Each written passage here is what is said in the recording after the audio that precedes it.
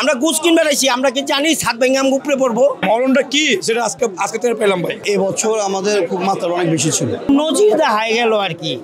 কারণ এই শুক্রবারেই এই দুনিয়াটা ধ্বংস হইব, ওইটার একটু আল্লাহ পাকে একটু মনে করেন আলামত দেখাই দেওয়া গেল আর কি, কল্পনাবিহীন। এটা হইলো ছাদের উপরে রেলিং থাকে ইটের, ওই রেলিংটা মনে করেন ছুঁইটা নিচে পড়ে গেছে, এইটাই হইলো এখানকার সমস্যা।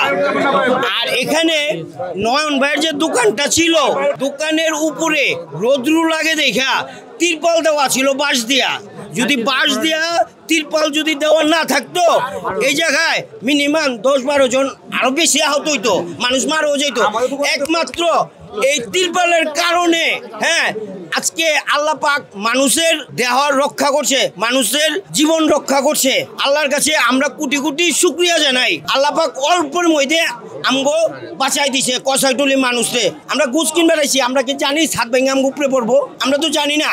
রিস্কাতে ব্যানে উঠে দিয়েছে ভাই, যাওয়ার জন্য আমাদের একজন হাত হয়েছে। আমার মামা ছাদে উপরে রেলিং থাকে না, পোলা পাঞ্জি না পরে রেলিং দেয় না, ওই রেলিংটা পড়ে গেছে ভাই। একটা এটা বলে মানুষ বাঁচে না, আর এখানে হাজার বছর তো আল্লাহ পাক নিজে হাত দিয়ে আমাদের সবাই রক্ষা করছে ভাই। এই তেল পাটা ছিল থেকে আমরা সবাই বাঁচলাম ভাই। আমার জীবনে আমি এমন দেখিনি, আমার চোখ লাইভ টিভি দেখেছি, আপনাদের মাধ্যমে দেখছি ভাই, বাস্তব চোখটা দেখিনি, বাস্তব চোখে আজকে দেখছি ভাই। মরণটা কি জিনিস ভাই, মরণটা কি সেটা আজকে থেকে পেলাম ভাই। যখন রাস্তায় বের হয়েছি তখন দেখি মানুষের হাতে। একবার তো হয়েছিল বিগত 2-4-5 বছর আগে, কিন্তু এবছর আমাদের খুব মাত্রা অনেক বেশি ছিল।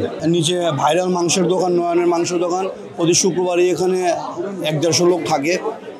তা ওখান থেকেও 4-5 জনের ঘটনা, ওদের কারিগরও হাত পা ভেঙেছে যতটুকু শুনেছি। তাদের বয়স হবে, অ্যাডাল্ট আছে, নন অ্যাডাল্ট 2 জন আছে, অ্যাডাল্ট 3 জন। এখন 3 জনের অবস্থা অনেকই খারাপ।